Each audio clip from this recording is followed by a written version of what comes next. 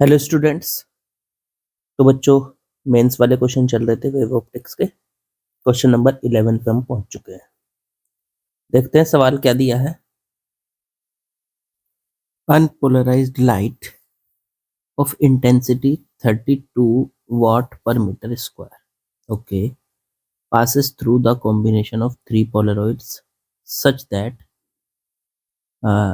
the passes axis of last polaroid is perpendicular that of pass axis of first polaroid.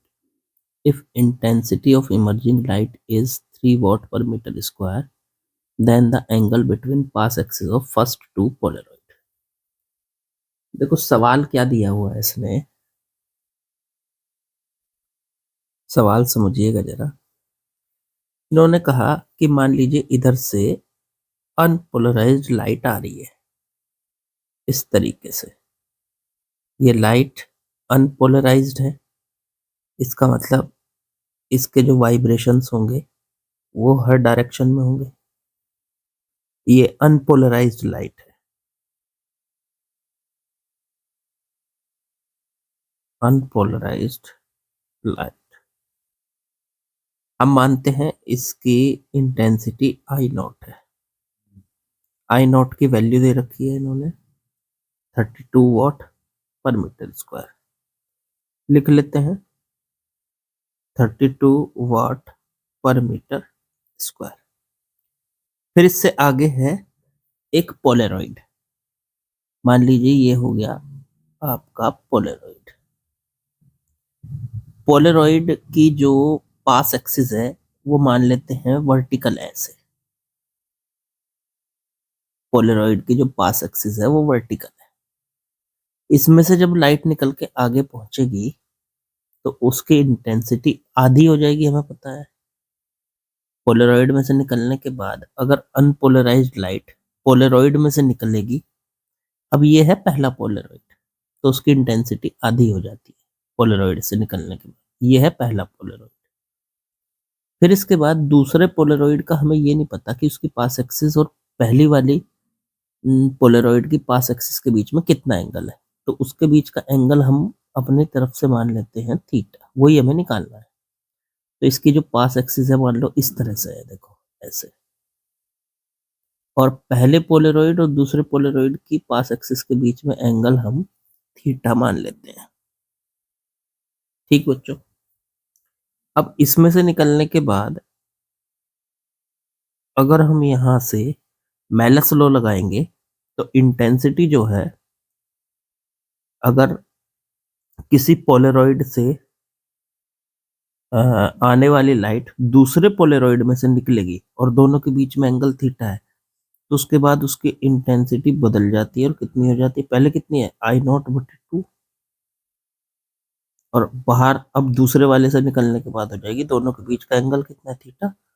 तो बस cos square theta से multiply कर दो। फिर उसके बाद अब तीसरा पोलेरॉइड की बात करो। ये था दूसरा पोलेरॉइड, अब है तीसरा पोलेरॉइड। तो तीसरे पोलेरॉइड की जो पास एक्सिस है वो पहले पोलेरॉइड से 90 डिग्री पर है। देखो पहले पोलेरॉइड ये था, इसकी पास एक्सिस थी ऐसे वर्टिकल और इसकी पास एक्सिस है ऐसे हॉरिजॉन्टल, तो दोनों के बीच में एंगल कितना हो गया 90 डिग्री। लेकिन अगर दूसरे के साथ इसका एंगल देखें तो दूसरी पास एक्सिस ऐसे है और इसकी पास एक्सिस है आपकी इस तरह से हॉरिजॉन्टल, और दूसरे की पास एक्सिस है ऐसे। अब ये एंगल कितना होगा। अब एक बात बताओ, ये वाला एंगल अगर थीटा था, ये वाला अभी आपने को दिखाया, देखो मैंने ये यहाँ पे एरो है जहाँ मेरा, ये थीटा था। अगर ये थीटा है तो नीचे का कितना बचा 90 माइनस थीटा। तो इसका मतलब यहाँ से फिर से मेलस लॉ लगाएंगे हम, और यहाँ पे इसकी इंटेंसिटी जो पहले थी, पहले कितनी इंटेंसिटी थी, ये पूरी इंटेंसिटी इसकी थी। अब यहाँ जाने के बाद इस इंटेंसिटी का क्या हो जाएगा cos स्क्वायर थीटा, और इसकी इंटेंसिटी में मल्टीप्लाई हो जाएगी cos फाई की। अब फाई क्या है, ये है इस बार ये वाला एंगल किस किस के बीच का, दूसरे और तीसरे के बीच में जो एंगल होगा, दूसरी पोलरॉइड और तीसरी पोलरॉइड, और वो तो 90 माइनस थीटा है, तो कॉस स्क्वायर 90 माइनस थीटा से मल्टीप्लाई कर दो। तो इसका मतलब जो हमारी फाइनल इंटेंसिटी निकल के आई है वो कितने निकल के आई है, I0/2 कॉस स्क्वायर थीटा, और इनटू में कॉस 90 माइनस थीटा होता है साइन थीटा, तो साइन स्क्वायर थीटा, ये फाइनल निकल गई। अब इन्होंने फाइनल वाली कितनी दी थी, देखो 3 दी थी, फाइनल वाली जो दी थी वो 3 दी थी, तो ये 3 के बराबर रख दो इसको, और I0 की वैल्यू थी 32, वो भी रख दो यहाँ, तो 32/2 cos square theta sine square theta बराबर 3। अब यहां से इसको सॉल्व कर लो, इससे इसको काटो, 16 इसके बटे में ले जाओ, तो कॉस स्क्वायर थीटा इंटू में साइन स्क्वायर थीटा बराबर 3/16, या एक काम करो आप, इसमें से इसके 4, इसमें से 16 में से 4 को तो इधर ही रहने दो, इधर आप 3/4 ले जाओ। क्यों ऐसा क्यों किया, देखो उसका सीधा सीधा कारण है, हमें पता है साइन थीटा इंटू में कॉस थीटा बराबर साइन 2 थीटा होता है, तो यहां से अगर मैं कॉस थीटा साइन थीटा और 4, क्या मैं इसको 2 साइन थीटा 2 कॉस थीटा और साइन थीटा इंटू में, और पूरे की पावर 2 कर सकता हूँ। देखो 4 की, इसकी 2 की पावर 2 करूंगा तो 4 आ जाएगा, कॉस थीटा की पावर 2 करूंगा कॉस स्क्वायर थीटा आ जाएगा, साइन थीटा की पावर 2 करूंगा साइन स्क्वायर थीटा, तो पूरे की पावर 2 आ गई, और 3/4। देखो अंदर फॉर्मूला बन गया 2 साइन थीटा, ये 2 भी होता है यहाँ फॉर्मूला, मैंने यहाँ 2 नहीं लिखा था, 2 भी होता है, ठीक है। तो यहाँ पे ये जो फॉर्मूला है आपका 2 sine theta cos theta sine 2 theta होता है, तो ये हो गया साइन 2 थीटा, अंडर रूट हटा दो इधर से, उधर आ जाएगा, इधर से स्क्वायर हटा दो, सॉरी उधर आ जाएगा अंडर रूट 3/4। अब 3 का अंडर रूट तो अंडर रूट 3, 4 का अंडर रूट करेंगे 2 आ जाएगा, तो साइन 2 थीटा बराबर √3/2, इसे सॉल्व कर लो, तो साइन 2 थीटा बराबर साइन 60 आ गया, और 2 थीटा बराबर आ गया 60, तो थीटा बराबर हो गया बच्चों 30 डिग्री। इसका मतलब पहले और दूसरे वाले पोलरॉइड के बीच का जो एंगल है वो 30 डिग्री। आंसर हो गया बच्चों, आसान सवाल था ये, ठीक है। मेलस लॉ लगाना था इसमें, वो भी 2 बार। चलिए आगे बढ़ते हैं। चलिए नेक्स्ट क्वेश्चन में आते हैं बच्चों, देखते हैं क्या बोला है इसने। इसने कहा n polarizing sheet are arranged such that each makes an angle 45 degree with the preceding sheet। देखो n polarized sheet, an unpolarized light of intensity I is incident into this arrangement। Okay, देखो इस तरीके से n Polaroid लगे हुए हैं, 1 2 3 4, और ऐसे करते करते n तक लगे हुए हैं, ठीक है। चलो बस यहीं तक ही मान लेते हैं।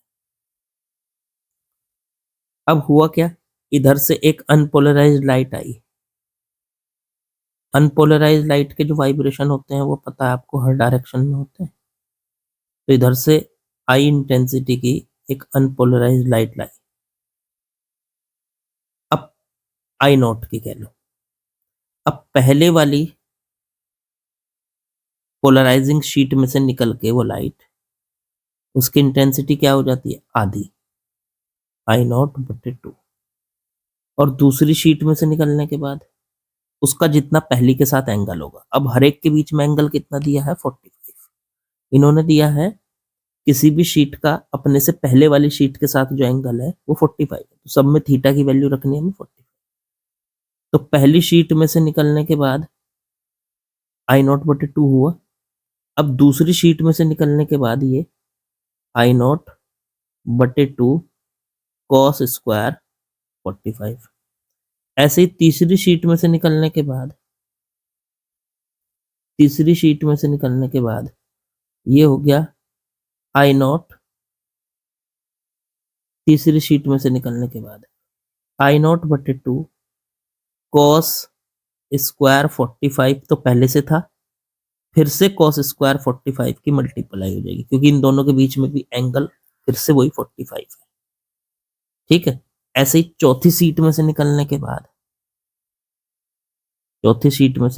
बाद ये हो जाएगा आपका आई नॉट बटे 2 कॉस स्क्वायर 45, फिर कॉस स्क्वायर 45 दो बार तो पहले से ही था, ये एक बार और मल्टीप्लाई हो जाएगी कॉस स्क्वायर 45। इस तरीके से मल्टीप्लाई होती चली जाएगी।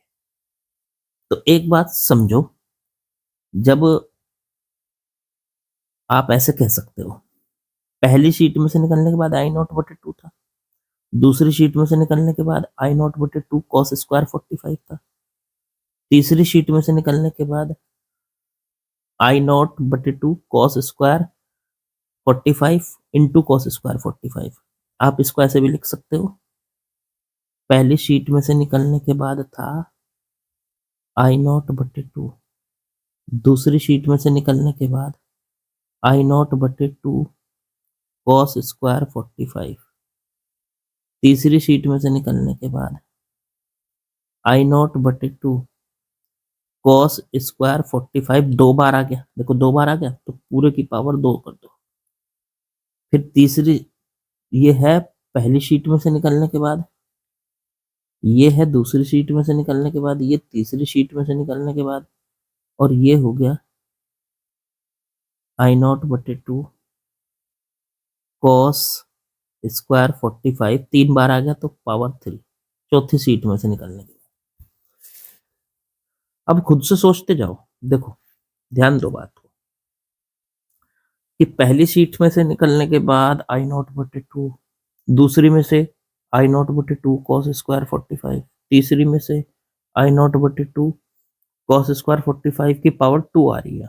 देखो जब यहाँ 2 है तो इस कॉस स्क्वायर 45 की पूरी की पावर 1 है। यहाँ देखो ध्यान दो, जब यहाँ 3 है तो यहाँ पे 2 है पावर में, जब यहाँ 4 है तो यहाँ 3 है। तो ऐसे ही अगर यहाँ पे nवी सीट में से निकलेगा आई नॉट बटे 2 nth सीट में से निकलेगा तो cos स्क्वायर 45 की जो पावर होगी वो n-1 एक कम है। देखो जब यहाँ 4 है तो यहाँ 3 है, यहाँ 3 है तो यहाँ 2 है, यहाँ 2 है तो यहाँ 1 है, तो n शीट है वहां पे। तो n शीट में से निकलने के बाद जो इंटेंसिटी होगी वो आपकी आई नॉट बटे 2 कॉस स्क्वायर 45 की पावर n-1 होगी। अब इसे सोल्व कर लो, आई नॉट बटे 2 कॉस स्क्वायर 45 और पूरे की पावर n-1 बराबर, ये फाइनल इंटेंसिटी है हमारी। और फाइनल इंटेंसिटी कितनी दे रखी, आई बटे 64, मतलब आई नॉट की जगह आई यूज कर रखा है इन्होंने, हम आई नॉट ही कर लेते कोई बात नहीं। आई नॉट बटे 64, आई नॉट से आई नॉट कैंसिल हो गया, 64 से इसको काट दो 32, ये आ जाएगा कॉस 45 की वैल्यू रख दो 1/√2 का स्क्वायर और फिर पूरे की पावर n-1 बराबर 1/32। 1/2 का स्क्वायर करेंगे तो बच्चों 1/√2 का स्क्वायर करेंगे तो 1/2 आ जाएगा और पूरे की पावर n-1 बराबर 1/32। ये करो 1/2 की पावर n-1, 1/32 को लिख लो 1/2 की पावर 5 लिख लो 5, इसमें 32 को लिख सकते हो बच्चों आप 2 की पावर 16 को 5 4 लिखते हैं तो 5 आ गई 2 की पावर 5, तो 1/2 की होल पावर n-1 और ये 1/2 की होल पावर 5। देखो 2 की पावर 5 क्या होता है, 2 into two into two into two, है ना, 5 बार। तो 4 8 16 32, तो 2 की पावर 5, तो n-1 बराबर 5 आ गया, तो n की वैल्यू बच्चों 6 आ गई आपकी। तो ऑप्शन बैठ गया आपका ए इज करेक्ट। चलो एक बार मैं जरा आंसर चेक कर लूं। तो बच्चों नंबर ऑफ पोलरॉइड्स हमारे आ चुके हैं 6। ठीक है, मैंने इसको आंसर चेक किया है, शायद एक बुक में इसका आंसर 5 दिया हुआ है, पर मेरे हिसाब से बैठ नहीं रहा, आंसर 6 ही बैठ रहा है इसका। ठीक है, तो आप एक बार चेक कर लेना, शायद अगर कुछ गड़बड़ है, अगर 5 की जगह मतलब 6 की जगह 5 आ रहा है तो देखना आप इसको एक बार चेक करके। वैसे मैंने चेक कर लिया है इसको 2 बार, 6 ही बैठ रहा भाई मेरे हिसाब से। ठीक, तो आप लोग चेक करके बताना मुझे कमेंट में, अगर कुछ गड़बड़ हो तो, और ठीक हो तो भी बताना। ठीक है, चलो आगे बढ़ते हैं। चलिए ये वाला सवाल तो अभी ऐसा ही है जैसा हम अभी करके आए हैं। इन्होंने क्या दिया, 2 पोलरॉइड हैं ए और बी, ये रहा ए और ये रहा बी। ठीक है, और इस तरह से रखे हुए हैं कि इनकी पास एक्सिस आपस में परपेंडिकुलर है। मान लो इसकी पास एक्सिस इस तरह से है, तो इस वाले की पास एक्सिस ऐसे परपेंडिकुलर है दोनों की आपस में। फिर सी पोलरॉइड को ए और बी के बीच में रखा जाता है, बाइसेक्टिंग एंगल बिटवीन देम। तो सी को इनके बीच में इस तरह से रख दिया कि वो इनके एंगल को बिल्कुल बीचों बीच से काट दे। अब इनका एंगल ऐसे है 90 डिग्री, भाई पहले का और लास्ट वाले की एंगल ऐसे 90 डिग्री है, तो सी का एंगल ऐसे होना चाहिए बीचों बीच। तो 90 का बीचों बीच कितना होता है, 45 45। तो इसका मतलब पहले और दूसरे के बीच में 45 का एंगल है, फिर दूसरे और तीसरे के बीच में भी 45 का एंगल है सी। अब यहां से हमने इस पे आई इंटेंसिटी की लाइट डाली, पहले पे अनपोलराइज्ड लाइट। तो पहले यहां से आई नॉट इंटेंसिटी की लाइट डली, पहले में से निकलने के बाद वो कितनी रह जाएगी, I0/2। फिर दूसरे में से निकलने के बाद वो कितनी रह जाएगी, दूसरे के और पहले के और दूसरे के बीच में एंगल चेक करो कितना है, तो उसमें एंगल है सर 45 का, तो वो रह जाएगी I0/2 कॉस स्क्वायर 45। और फिर तीसरे में से निकलने के बाद कितनी रह जाएगी, तो I0/2 कॉस स्क्वायर 45, फिर से कॉस स्क्वायर 45, क्योंकि इनके बीच में भी एंगल आपका वही है। तो ये फाइनली कितनी हो गई, I0/2 कॉस 45 की वैल्यू 1/√2 होती है, उसका स्क्वायर करेंगे तो 1/2, और फिर से कॉस स्क्वायर 45 की वैल्यू 1/√2 का स्क्वायर करेंगे तो 1/2। तो ये टोटल आ गई I0/8 बच्चों। ठीक है, तो उसी टाइप का सवाल है, मेलस लॉ को इसमें आप 2 बार यूज कर रहे हो। ठीक, चलो देखते हैं जरा इसका आंसर। तो आंसर इसका I0/8 सही बैठ रहा है। ठीक है, करेक्ट है हमारा आंसर। चलो आगे बढ़ते हैं बच्चों। चलिए नेक्स्ट क्वेश्चन में आते हैं बच्चों, क्या बोला है इसमें। As shown in figure 3 identical polaroids P1 P2 and P3 are placed on one after another. The path axis of P2 and P3 are inclined at 60 degree. P2 और P3 के बीच का एंगल तो 60 डिग्री का है। Okay, path axis of P2 and P3 are inclined at 60 degree and 90 degree with respect to axis of P1। अच्छा, तो पहले के और दूसरे के बीच में 60 डिग्री का एंगल है, फिर दूसरे के और तीसरे के बीच में 30 डिग्री का, क्योंकि ये पहले के साथ 90 डिग्री है, दूसरे के साथ ये था। देखो पहले वाली जो पोलरॉइड है उसका दूसरे के साथ में एंगल है 60 डिग्री। देखो इस तरह से ये 60 डिग्री है। ओके, अब दूसरे और तीसरे के बीच का जो पोलरॉइड का वो एंगल है ये 60 है ऐसे, और ये ऐसे है 90, मतलब पहले के साथ 90 है ये, पहले के साथ।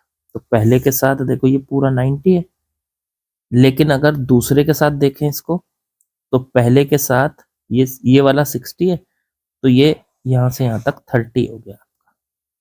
तो इन दोनों के बीच में एंगल हो गया 30 डिग्री। चलो ये भी आसान हो गया बस। The source has intensity, source S, यहां से आई नॉट इंटेंसिटी गई, आई नॉट की वैल्यू 256 दे रखी, मैं मान लेता हूं यहां से आई गई, यहां से निकलने के बाद ये I/2 रह गई होगी, पहले में से निकलने के बाद। दूसरे में से निकलने के बाद I/2 कॉस स्क्वायर 60, और तीसरे में से निकलने के बाद I/2 कॉस स्क्वायर 60 इंटू में कॉस स्क्वायर 30, क्योंकि इनके बीच का एंगल 30 है। मैलस लॉ लगा दिया 2 बार। तो अब ये पूछा है कि O पॉइंट पर फाइनली जो लाइट पड़ेगी वो कितनी पड़ेगी, तो वो पड़ रही है I/2 कॉस स्क्वायर 60 इंटू में कॉस स्क्वायर 30। आई की वैल्यू देख लो कितनी है, 256/2। अब कॉस स्क्वायर 60 की वैल्यू कितनी होती है, कॉस 60 की वैल्यू होती है 1/2 का होल स्क्वायर, और cos 30 की वैल्यू √3/2 का होल स्क्वायर। चलो 256/2 इंटू में 1/2 का स्क्वायर करेंगे 1/4, और √3/2 का तो 3/4। ठीक बच्चों, अब यहां से नीचे क्या बन गया, नीचे बन गया 32, तो 256 इंटू में 3 और बटे में 32। अब इससे इसको काटा 8 इंटू 3 24 वाट पर मीटर स्क्वायर। तो फाइनली ऊपर जो आ रहा है वो 24 वाट पर मीटर स्क्वायर आ रहा है। मेरे ख्याल से आप लोगों को समझ में आ गया होगा, मेलस लॉ पे ही सारे क्वेश्चन हैं और आसान है, एक ही तरीके के हैं। चलो आगे बढ़ते हैं। चलिए नेक्स्ट क्वेश्चन में आते हैं बच्चों। देखो इसमें क्या बोला गया है, इसमें कहा unpolarised light is incident on the boundary between 2 dielectric medium. देखो इस तरीके से 2 डाइलेक्ट्रिक मीडियम है, एक को कह दो मीडियम 1, एक को कह दो मीडियम 2। अब इधर से अनपोलराइज्ड लाइट हमने इस मीडियम की बाउंड्री पर डाली, ये फिलहाल अनपोलराइज्ड है, ठीक है। अब ये अनपोलराइज्ड लाइट जब बाउंड्री पे पड़ी, मीडियम के डाइलेक्ट्रिक कांस्टेंट, पहले मीडियम का डाइलेक्ट्रिक कांस्टेंट K1 2.8 दे रखा है, और दूसरे मीडियम का डाइलेक्ट्रिक कांस्टेंट K2 6.8 दे रखा है। पढ़ लो। To satisfy the condition so that reflected and refracted rays, इसमें से जब ये ऐसे आके पड़ेगी तो इसमें से कुछ हिस्सा तो इसका अंदर चला जाएगा, वो तो हो गई रिफ्रैक्टेड रे, और कुछ हिस्सा इसका इस तरह से हो गया आपका रिफ्लेक्टेड, ये रिफ्लेक्टेड और ये हो गई रिफ्रैक्टेड। बोलो ठीक है। अब इन्होंने कहा है ये दोनों आपस में परपेंडिकुलर है, मतलब इनके बीच का एंगल 90 डिग्री है। अब इसको मान लेते हैं R, इसको मान लेते हैं I। तो एंगल ऑफ इंसिडेंस इन्होंने दिया है I की वैल्यू ये, ओके ठीक है। तो थीटा बताओ इसमें देख के। तो ठीक है, I की वैल्यू हमारे हिसाब से क्या बैठेगी, तो ये I होगा, तो इधर I होगा ये, क्यों, क्योंकि ये रिफ्लेक्ट कर गई, तो रिफ्लेक्टेड जो रे होती है वो सेम एंगल पे जाती है। अब अगर हम इसको देखें, ये देखो यहाँ पे कलर चेंज करके दिखाता हूँ, इसको पूरा देखें यहाँ से लेके यहाँ तक, तो ये पूरा एंगल कितना है, I + 90 और प्लस R, तो I + 90 + R बराबर 180 है। तो यहाँ से I + R की वैल्यू आ गई 180 - 90, तो I + R की वैल्यू आ गई 90 डिग्री। चलो थोड़ा नीचे कर लेते हैं। क्या मैं यहाँ से R की वैल्यू निकाल सकता हूँ 90 - I? बिल्कुल, और स्नेल रूल लगाने जा रहा हूँ। स्नेल रूल क्या था, लाइट कहाँ से चली, 1 से, और कहाँ जा रही है, 2 में। तो 2 का रिफ्रैक्टिव इंडेक्स 1 के रेस्पेक्ट में कितना होता है, तो उसके लिए फॉर्मूला होता था स्नेल रूल, साइन आई बटे में साइन आर। अब देखो आर की जगह उठा के यहां से यहां रख दो, तो ये आ गया 1 μ2 बराबर साइन आई और बटे में साइन 90 माइनस आर। वैसे इसको मुझे निकालने की जरूरत नहीं थी, डायरेक्ट फॉर्मूला होता है। तो यहां से ये बन गया 1 μ2 बराबर साइन आई और बटे में नीचे बन गया साइन 90 माइनस थीटा, मतलब कॉस थीटा, मतलब कॉस आर कह लो, कॉस आर। कॉस आर नहीं, 90 माइनस आई था ये, 90, तो कॉस आई बन गया है। अब साइन आई बटे कॉस आई क्या होता है, टेन आई। इसी को बोलते थे ब्रेस्टर एंगल।